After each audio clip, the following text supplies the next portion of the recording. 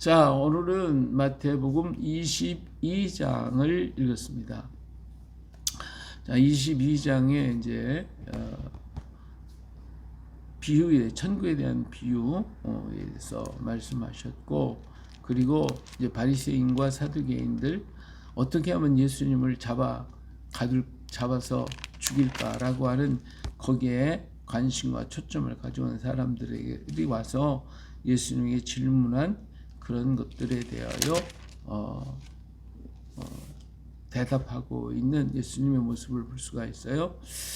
자, 우리 21장에 보면 그 천국에 대한 얘기를 한 적이 있어요. 뭐 포도원 농부에 대해서 포도원을 만들어 놓고 농부들을 보내서 그 수확한 것을 가지고 오라고 그랬더니 뭐 서로 죽이고 난리치고 하는 이런 얘기가 있었죠.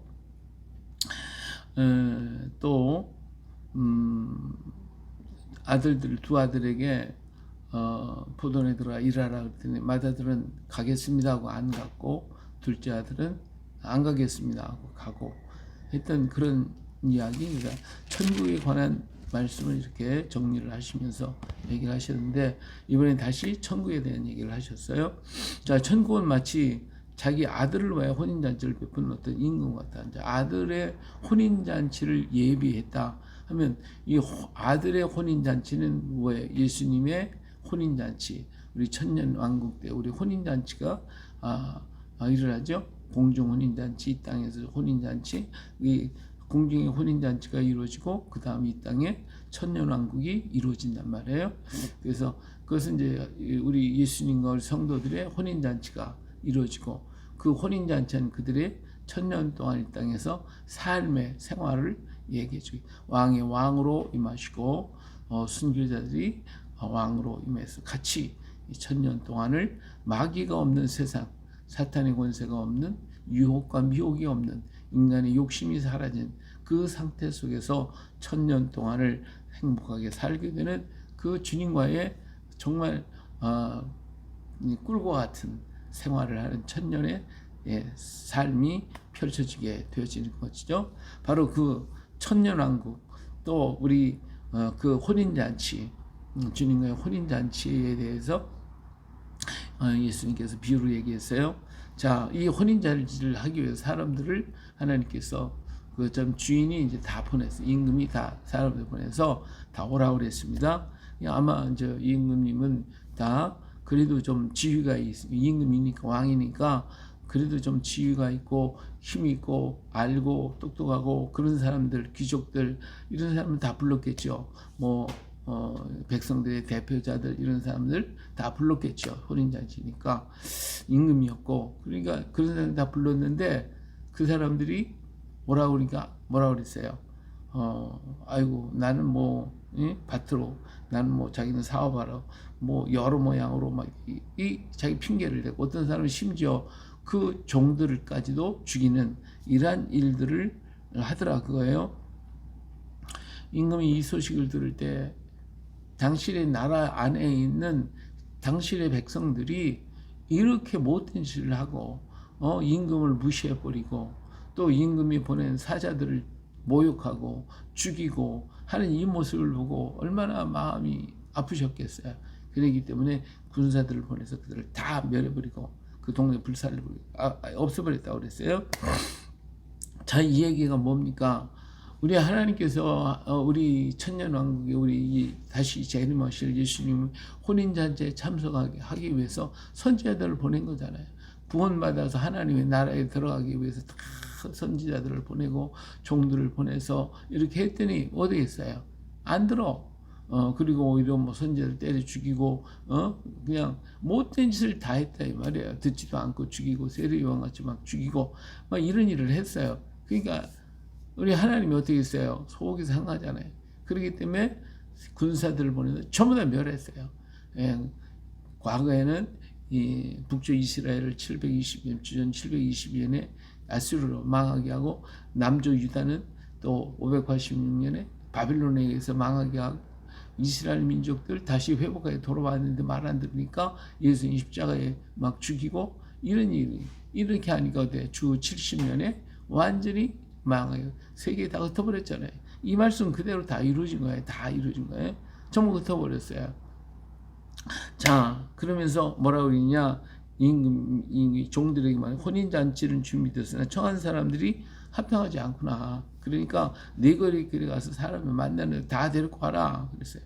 그러니까 이건 뭐 이방인들에게 지금 모든 제자들이 흩어져 가지고 가서 불러오는 거예요. 디아스포라 이스라엘 사람들에게 또 가서 잃어버린 양들에게 가서 전해가지고 이 사람들 저 사람은 고난당하고 힘들고 어렵고 하나님 몰랐던 사람들인데 이런 사람들 다 천한 사람들 세상에서 그저 이렇게 대접받지 못했던 이런 모든 사람들 종들이 나가서 악한 자나 선한 자나 만나는 대로 전부 다 데려와라. 다 와라. 다 와라. 다 와라. 그래서 전부 다 데리고 왔어요. 그 혼인잔치에 가득 사람들이 가득 찼어요. 그래서 임금님이 이제 아주 흐뭇해가지고 이제 들어가서 그 잔치를 쭉 돌아보고 있는데 거기에 누가 있었냐면 예복을 입지 않은 사람이 거기 있더라고요. 그래서 어째서 예복을 입지 아니고 여기 들어왔냐? 이거 아무 말도 못하는 거예요. 자, 이 얘기는 뭐냐? 이 얘기는요. 이 혼인잔치에 들어가면 임금님이 혼인잔치에 들어가면 궁궐에 들어갈 땐 자기 옷을 입으면 안 돼요. 그 임금님이 그 궁궐에서 입는 옷을 입어야 돼요. 그래서 왕궁에 들어갈 때 입는 그런 옷들이 다 있잖아요. 그리고 밖으로 나온 그 옷 벗어놓고 그리고 자기 옷을 입거든요. 근데 여기에 보니까 이 임금님이 허락한 잔치에 올라오면 누구 옷을 입어요? 자기 옷 입으면 안 돼. 예, 그것은 왕궁에서 허락한 옷을 입어야 돼요. 자, 우리가 하나님의 잔치에 들어가려면 어떤 옷 입어야죠? 내 옷 입으면 안 돼요. 내 옷. 나를 입고 있으면 안 돼. 나는 죄투성이요. 더럽고 추하고 악한 거예요. 그러니까 누구의 옷을? 예수 그리스도의 보혈의 적신 옷을 입어야 세마포 단장하고 들어가야 돼요. 이것은 다 누구의 주는 거예요? 믿는 자마다 다 주는 거예요. 근데 이 사람 어떤 사람이 안 믿는 자예요. 도둑이에요. 강도예요. 넘어 들어오는 사람이에요. 그렇기 때문에 너 옷 안 입었어? 하는 것은 정식으로 들어오질 않은 거예요. 정통으로. 그러면서 자기는 믿노라고 하면서도 예수님 보혈을 의지하지 않은 사람. 예, 하나님을 믿지 않는 사람이 믿노라고 했는데 자기 옷을 입거든. 마치 그 미련한 다섯 처녀와 또 슬기로운 다섯 처녀가 있었잖아요. 미련한 다섯이 똑같은 비유예요. 미련한 다섯 처녀는 어떻게 했어요? 옷을 입었어요. 근데 뭐가 없어요? 기름이 없어요. 오늘 우리가 믿노라고 하면 성령 받지 못하면 소용없어요. 믿노라고 하는데 예수님 보혈로 내 죄를 씻음 받지 않고 내 옷 입고 가면 내 죄 때문에 안 되는 거예요. 하나님 못 가요. 그렇기 때문에 천국에 들어왔다 할지라도 들어온다고 왔다 할지라도 거기서 버림을 받고 여기서 말 임금이 사원에게 말하는데 그 손발을 묶고 바깥 어두운 데 어디예요? 지옥에 던지는 거예요. 믿지를 않는 사람이니까 예수님 보혈을 안 믿으니까 오늘날도 교회에 와서 예수님 십자가의 보혈을 안 믿어. 예, 주님 나를 위해 죽으신 것을 믿지는 않고 그냥 왔다 갔다 하는 사람들도 굉장히 많아요. 이걸 얘기하는 거예요. 그런 사람 바꿔놓냐. 예, 내버려라. 거기서 슬피 울며 이를 가르치더니 그들이 와가지고 무슨 얘기 들었겠어요? 옷 입어야 됩니다. 옷 입어야 됩니다. 오늘 교회에 와서 말씀을 들을 때 뭐예요? 예수님 보혈을 의지해야 됩니다. 주님의 보혈을 주님이 나의 죄를 위해 죽으셨습니다. 위에서 그 얘기를 계속 하잖아요. 근데 그걸 믿고 받아들이는데 그게 아니요. 그냥 교회를 무슨 그냥 놀러 다니는 사람, 왔다 갔다 하는 사람 만나러 이 십자가와 아무 상관이 없이 자기 옷 입고 들어가면 나중에 슬피 울며 이를 가르게 돼요. 왜? 많이 들었음에도 안 들었으니까. 듣긴 들었지 모르는 게 아니지. 알긴 알지. 근데 깨닫지 못했으니까 그는 밖에 버림을 당하게 될 것입니다. 자, 두 번째로는 바리새인들은 이제 이래요. 이러한 예수님의 행동을 어떻게 하면 저거 잡아 죽여야 되겠는데 저거 골칫거리고 저거 가시 같은데 어떻게 할까? 바리새인이나 서기관들, 바리새인은 민중의 지도자, 서기관들 사두개인들은 그 종교 지도자들이거든요. 근데 이 사람들이 어떻게든 예수님을 갖다가 흠잡아서 죽이겠다고 생각을 했단 말이에요. 그래서 이들이 여기 보니까 제자들을 자기 제자들 바리새인들이 자기 제자들 헤롯 당원들과 함께 예수께서 보내어 말했죠. 이 헤롯 당원들은 바로 이제 세금 바치는 것에 대한 얘기고, 로마에 속한 사람들이거든요. 헤롯은 로마의 아부에서 왕이 됐기 때문에 이런 사람들을 데리고 예수님이 와가지고 이런 얘기를 해요. 자, 가이사에게 세금을 바치는 게 옳으니까 옳지 아니하니까. 자, 지금 이스라엘은 로마의 속국이에요. 이 가이사 로마 황제한테 세금을 바치는 것에 대해서 이스라엘 민족은 지금 굉장히 불만이 많아요. 그런데 만일에 자 가이사에게 세금 바치는 것이 옳습니까? 바치지 말아야 됩니까? 라고 할 때 바쳐야 된다 그러면 이스라엘의 역적이 되는 거예요. 민족의 반역자가 되는 거죠. 왜 원수한테 세금 바쳐야 된다고 하냐? 그래서 때려 죽이는 거예요. 그 다음에 바치지 말으라면 로마의 원수가 헤롯 당원들한테 그래서 터지는 거죠. 그래서 이래도 죽고 저래도 죽어요. 그러니까 예수님께서 그 악함을 아시고 외식하는 자들이야 어찌하여 나를 시험하냐? 그러면 한번 돈 좀 갖고 와봐. 돈을 갖다 줬어요. 거기 보니까 누구의 그림이 있냐면 가이사의 얼굴이 거기 그려져 있거든요. 그래서 이 형상과 이 그림 누구 거냐? 그랬더니 이건 가이사의 것입니다. 그래? 그렇다면 가이사의 것은 가이사한테 드리고 하나님의 것은 하나님께 드려.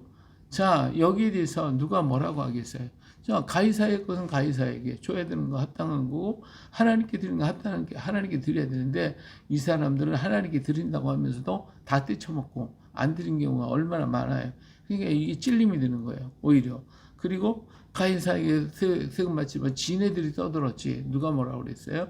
그러니까 이 말에 대해서 그들이 이 말을 듣고 깜짝 놀래요. 이런 대변 나오리라는 생각도 못했다 이거죠. 오늘 우리가 세상에 살 때도 마찬가지예요. 세상에 대해서 우리가 해야 할 의무는 해야 되는 거예요. 그렇지 않으면 세상에서 살아갈 수가 없어. 그리고 또 우리가 하나님의 자녀니까 하나님의 자녀로서 하나님 앞에 해야 할 일은 또 해야 되는 거예요. 둘 중에 하나도 안 한다. 그러면 우도 맞는 거죠. 세상에 세금 내야 할 건 세금 내고 해야 할 건 다 해야 돼. 안 했다고 그러면 우리는 세상에 버림을 받아요. 그리고 하나님의 성전에 가서 하나님 앞에 해야 할 도리는 또 해야 되는 거예요. 감사하고 영광을 하나님께 돌려드리고 그래서 하나님의 일을 우리가 이루어가야 되는 거 아니겠어요? 이 둘은 우리가 하나님 우리에게 영과 육이 있듯이 영적인 일과 육적인 일이 있는 거예요. 이 일을 다 이루어야 돼. 사람이 떡으로만 살지 않고 하나님의 입에서 나온 모든 말씀으로 산다 그러니까 안 먹어도 되겠네. 아무것도 안 먹고 떡 말씀만 먹어야 되겠네. 이런다고 하면 그 의미를 모르면 그러면 그 사람은 굶어 죽는 거죠. 떡 안 먹고서 말씀만 들으면 되겠어요? 예. 근데 하나님 말씀 안 듣고 떡만 먹으면 그는 믿는 자가 아니겠죠. 이 양쪽의 모든 걸 잘 의미를 알아야 돼요. 자, 부활이 없다고 하는 사인들이 와서 또 이제 물어봅니다. 자, 하나님의 말씀을 가지고 와서 얘기하는 거예요. 네, 이스라엘의 풍습은 그래요. 사람이 결혼했어요. 근데 아이가 없이 그 남자가 죽으면 그런 그 부인은 그 동생에게 이어가요. 그래서 동생이 형수를 통해서 자녀를 낳아 형수의 이름으로 그 가게를 이어가야 되는 거예요. 근데 그렇게 있는 7 아들이 있는데 다 자녀가 없이 7 아들이 한 형사, 한 여자를 취했습니다. 부활 때는 어떻게 되겠습니까? 하고 물어봤죠. 누구하고 살겠느냐 이거죠. 예. 그러니까 이러한 얘기를 할 때 이 사두개인들은 부활이 없다는 사람들이거든요. 그러니까 이 바리새인들은 세금 문제를 가지고 있고 사두개인들은 부활이 없다고 믿었기 때문에 부활 문제를 가지고 와서 예수님을 시험해서 올무에 빠뜨리려고 그럴 때에 예수님께서 하시는 말씀이 내가 정말 하나님의 능력을 알지도 못하고 오해를 했구나. 하나님의 능력을 오해하고 오늘 우리도 마찬가지예요. 우리 창조주의 하나님, 역사하시는 하나님을 제대로 모르면 하나님을 오해하는 거예요. 그래서 내 생각 가지고서 모든 걸 판단해. 모든 것을 주장해. 오늘 우리는요, 세상에서 역사의 모든 것들, 우리 되어지는 일들, 과거에 하나님이 이렇게 했습니다. 우리 성경의 말씀대로 이렇게 하고 있는데, 그 말씀들을 과거에 이루어졌던 일들을 현대에 와가지고, 현대의 생각을 가지고 이 얘기를 생각하면 이해가 돼요? 안 맞는 거예요. 그런데 과거의 일은 과거의 그 상황과 그때의 형편과 그들의 언어를 생각하고 그렇게 해서 생각해서 풀어가야 되는데 그게 아니라 이거는 덮어놓고 현대의 그 문제를 갖다가 현대에 넣고 현대의 생각, 현대 환경, 현대적인 모든 판단을 가지고 이 문제를 해석하면 안 되는 거죠. 예, 할 수가 없어요. 그러니까 인간의 생각을 가지고 하나님의 것을 갖다 생각한다? 그러면 안 되는 거죠. 하나님의 것은 하나님의 입장에서 생각해야 돼요. 하나님께서 하시는 그 방법을 하나님의 마음을 가지고 생각을 해야 돼요.